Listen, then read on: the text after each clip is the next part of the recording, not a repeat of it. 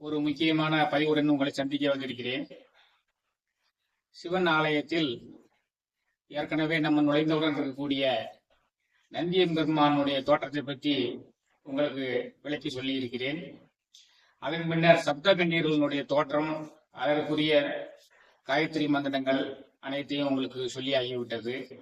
இதே போல் தட்சிணாமூர்த்தி பகவானுடைய தோற்றம் எவ்வாறு நிகழ்ந்தது என்பதையும் சொல்லிவிட்டோம். சண்டி என்று சண்டிகேஸ்வரனுடைய வரலாறு, காலபைரவர்களுடைய தோற்றம், அதனுடைய சிறப்பு எல்லாம் சொல்லிவிட்டாகிவிட்டது.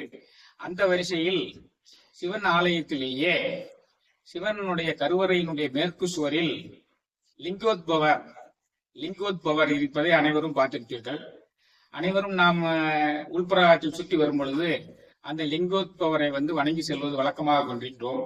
அந்த லிங்கோத்பவரனுடைய தத்துவம் என்ன, அதனுடைய தோற்றம் என்ன என்பதை இன்று நான் உங்களுக்கு விளக்கி சொல்ல போகிறேன். இது ஒரு அன்பர் கேட்டிருந்தார், இந்த வரிசையில் எல்லாத்தையுமே சொல்லிட்டீங்க, லிங்கோத்பவரை பற்றி சொல்லுங்கன்னு சொன்னாரு. அவருடைய ஆசையையும் நிறைவேற்றும் பொருட்டு அந்த இதை சொல்லியாட்டால் சிவன் கோயில் சொல்லிவிட்டால் சிவன் கோயில் உள்ள அனைத்து சிவனுடைய அம்சங்களையும் சொன்ன மாதிரி ஆகிவிடும் என்பதற்காக இன்று இந்த லிங்கோத்பவ தத்துவத்தை எடுத்திருக்கிறேன். ஏற்கனவே சிவனுக்கு மொத்தம் 6 முகங்கள் இருக்கின்றன. ஒரு முகம் அதோ முகம், அது பிரளய காலத்திலும் அசுரர்களை அழிக்கும் போது மட்டும்தான் அதை பயன்படுத்துவார், அதனால் அதை மறந்து விடலாம் என்று சொல்லியிருக்கிறேன். மற்றும் ஒரு முகம் ஈசான முகம், மேல் நோக்கிய முகம், அது பளிங்கு நிறத்தில் இருக்கும் என்று சொல்லியிருக்கிறேன். மீதி மற்ற கிழக்கு திசையில் உள்ள முகம் தற்புருடம், அது பொன்னிறமானது. மேற்கு திசையில் உள்ளது சத்யாஜாதம், அது வெண்ணிறமானது.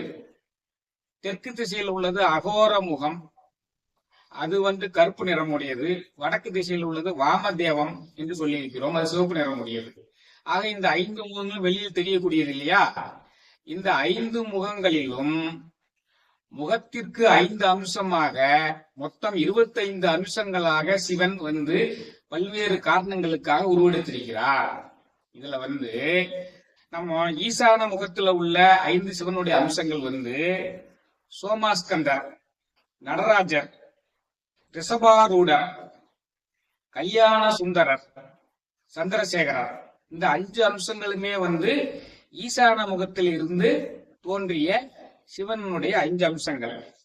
அடுத்து கிழக்கு நோக்கிய முகம் தத்புருடம், பொன்னிறமான தத்புருட முகத்தில் 5 அம்சங்கள். அதுலதான் பிட்சாடனர்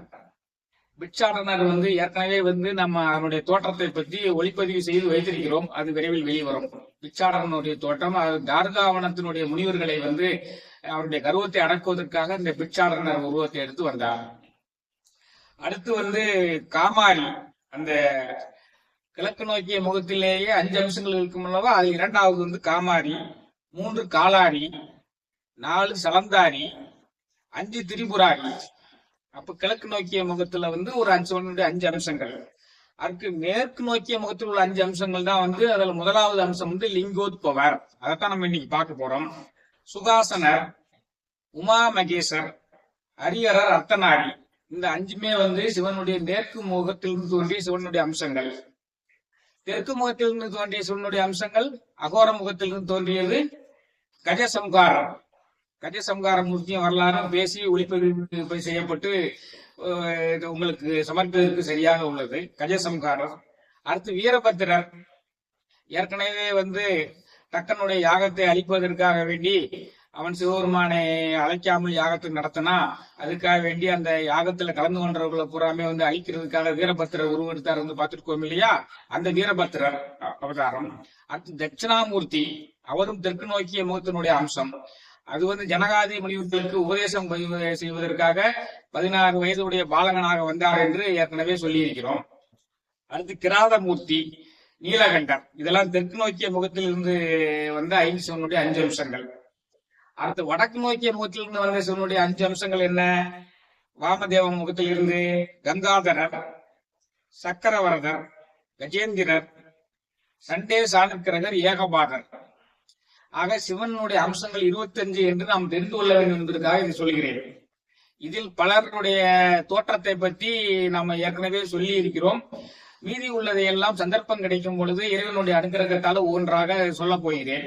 இன்று அந்த வரிசையில் சொல்ல போவது வந்து லிங்கோத்பவர்.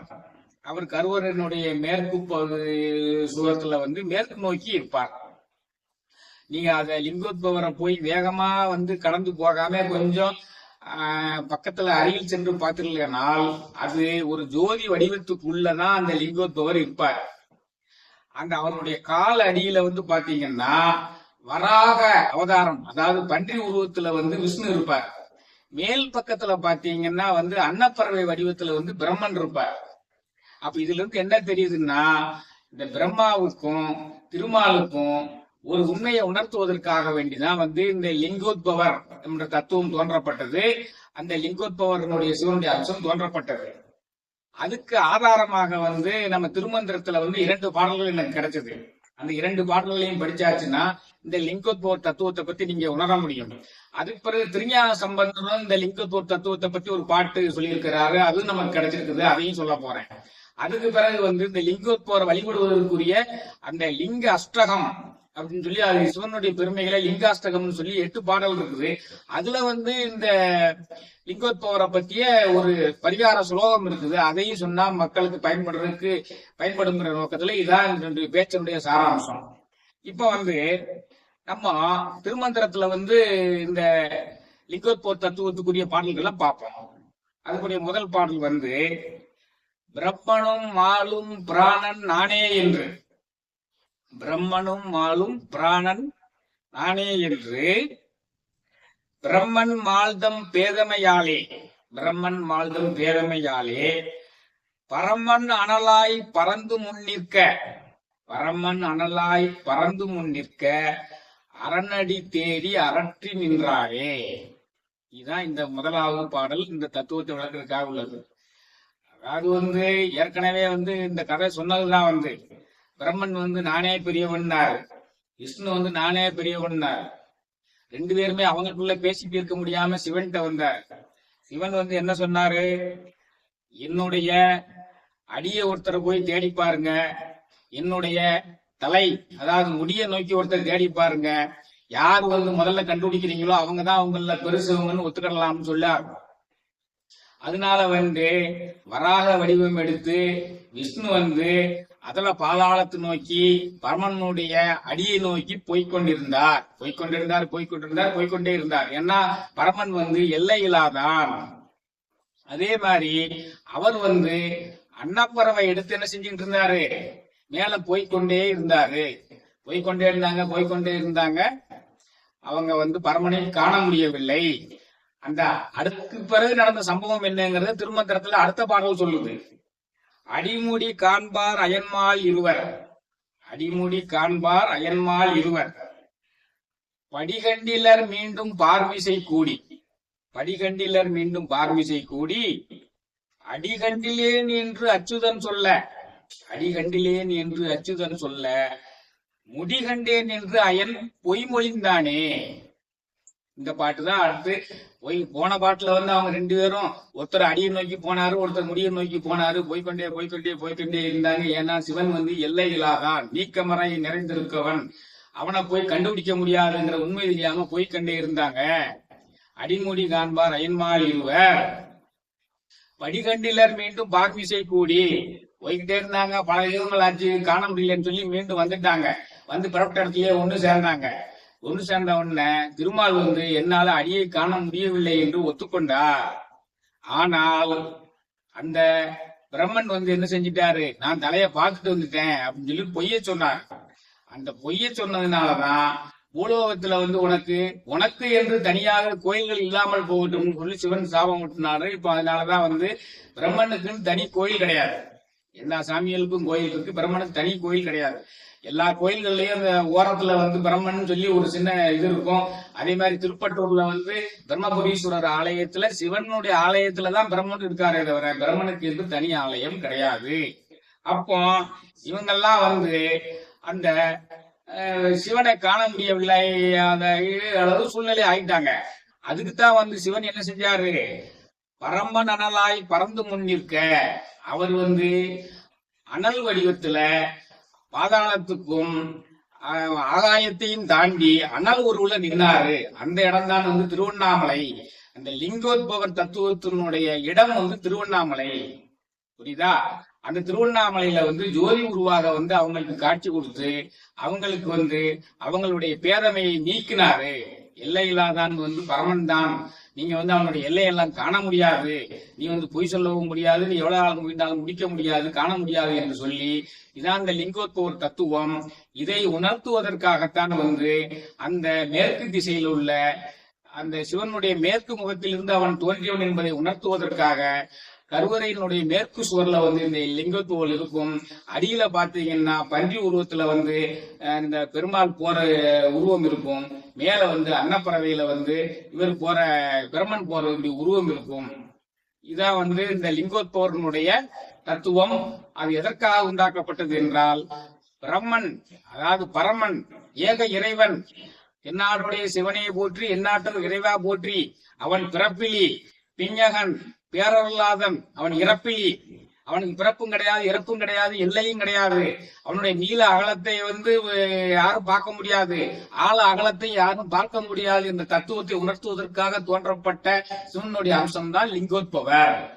இது வந்து திருமந்திரத்துல வந்து இந்த 2 பாடல்கள் வந்து அதற்கு சான்றாக அந்த நம்ம திருமூலர் வந்து நமக்கு கொடுத்திருக்கிறாரு. திருஞான சம்பந்தர் ஒரு பாட்டு கொடுத்திருக்கிறாரு. மாலும் நான்முகன் தானும் மாலும் நான்முகன் தானும் வார்கலல் சீலமும் முடி தேட வார்கலல் சீலமும் முடி தேட நீண்டு எரி போலும் மேனியன் நீண்டு எரி போலும் மேனியன் பூம்புகழியுள் பாலதாடிய பண்பன் நல்லனே பாலதாடிய பண்பன் நல்லனே. இதுல கொடுக்குறார். திருமாலும் நான்முகனும் வந்து அடியை முடியும் தேடி போனாங்க. ஆனா அவர் எரி உருவத்துல நின்னாரு. அவர் வந்து சீர்காழியில வந்து இருக்கக்கூடியவரு. அவர் வந்து பாலதாடிய பண்பன் நல்லனே, அதாவது பால் முதலான 5 அபிஷேக பொருள்கள் அவளுக்கு பிடித்தமானது. பால், தயிர், நெய், கோமியம், பசுஞ்சாணம், இந்த 5 சேர்ந்துதான் பஞ்சகவியம்னு சொல்லி பேரு. அதான் 5 கொள்ளாம அவர் ஆடியதாமே அப்படின்னு சொல்லி திருநாவுக்கரசர் சொல்லக்கூடியது. 5 கொள்ளாம அவர் ஆடியதாமே, அவருக்கு பிடித்தமான அபிஷேக பொருள் இந்த 5. இந்த 5ஐயும் சேர்ந்ததுதான் வந்து பஞ்சகவியம் என்று அழைக்கப்படக்கூடிய. அதை வச்சுதான் அவருக்கு அபிஷேகம் பண்ணுவாங்க. அதுல வந்து பால் வந்து ஆரோக்கியத்தையும் ஆயுள் விருத்திக்காகவும் உள்ளது, பால் அபிஷேகம். தயிர் வந்து பாரம்பரிய விருத்திக்காக உள்ளது தயிர். நெய் வந்து மோட்சத்துக்காக உரியது. கோமியம் வந்து நம்மளுடைய தீட்டுக்களை எல்லாம் நீக்கக்கூடியது. சாணம் வந்து கிருமியை அழிக்கக்கூடியது. அதான் வந்து திருநாவுக்கரசர் சொல்றார், பூம்புகழியுள் பாலதாடிய பண்பன் நல்லனே. அதாவது அனல் உருவத்துல அயனுக்கும் மாலுக்கும் உருவத்தை காட்டிய அவரு சீர்காழியில உள்ள இந்த பஞ்சகவியத்தை வந்து அபிஷேக பொருளாக நமக்கு பயன்படுத்தக்கூடிய அந்த சிவன் வந்து அடியார்களுக்கு மிகவும் நல்லவர் என்று இதை குறிப்பிடுகிறார். அப்போ இந்த லிங்கோத்பவருடைய தத்துவத்தை உணர்ந்து கொண்டு இந்த லிங்கோத்பவரை வணங்கி வந்தால் நமக்கு எல்லா விதமான நன்மைகளும் கிடைக்கும். நம்மளுடைய மனதில் உள்ள பிராணி என்ற செருக்குமாகவும் அவரை வழிபடுவதற்குரிய அந்த லிங்காஷ்டகத்தில் உள்ள அந்த பாடல், பிரம்ம முராரி சுரார்சித லிங்கம் நிர்மல பாசித சோபித லிங்கம் ஜன்மஜ துக்க விநாசகலிங்கம் தற்பரணமாமி சதா சிவலிங்கம். அற்புதமான பாடல். பிரம்ம முராரி சுரார்சித லிங்கம், பிரம்மனையும் முராரியை அளித்த விஷ்ணுவையும் நானே வந்து எல்லையில்லாதவன் என்று அவர் இருவருக்கும் உணர்த்திய லிங்கமே லிங்கோத்பவரே, உன்னை வணங்குகிறோம். நிர்மல பாசித சோபித லிங்கம், நிர்மல பாசித சோபித லிங்கம், மனிதர்களுக்கு தோன்றக்கூடிய ஆணவம் கண்மம் மாயை என்ற மும்மலங்களை நீக்கக்கூடிய லிங்கோத்பவரே, உன்னை வணங்குகிறோம். ஜன்மஜ துக்க விநாசக லிங்கம், பிறப்பு இறப்பினால் வரக்கூடிய துன்பங்களை எல்லாம் நீக்குபவரே, உம்மை வணங்குகிறோம். தப்பர்ணமாமி சதாசிவலிங்கம், தானே வந்து உலகில் தோன்றிய என்றுமே நிலைத்து நிற்கக்கூடிய ஊழிக்காலத்திற்கு பிறம் நினைத்து நிற்கக்கூடிய சதாசிவமே, உன்னை வணங்குகிறோம் என்பதுதான் என்னுடைய பொருள். பிரம்ம முராரி சுரார்தலிங்கம் நிர்மல பாசித சோபித லிங்கம் ஜன்மஜ துக்க விநாசகலிங்கம் தத்பர்ணமாமி சதா சிவலிங்கம். லிங்கோத்பவரை வழிபட்டு எல்லாரும் நீண்டிய ஆயுளுடன் எல்லா வளங்களும் நலனும் பெற்று வாழ்க என்று வேண்டி இந்த உரையை நிறைவு செய்கிறேன். அனைவரும் இதை பாருங்கள். அன்பர்கள், நண்பர்கள், சுட்டத்தார்கள் அனைவருக்கும் பகிருங்கள். பார்த்து முடித்தவுடன் சேனலையும் மறக்காது சப்ஸ்கிரைப் செய்யுங்கள். நீங்கள் சப்ஸ்கிரைப் செய்யக்கூடிய ஒன்றுதான் நீங்கள் இதை பார்த்து என்னை பாராட்டுகிறீர்கள் என்பதற்குரிய அர்த்தமாக இருக்கும் என்பதால் இதை மீண்டும் மீண்டும் கூறுகிறேன். அனைவருக்கும் என் நெஞ்சான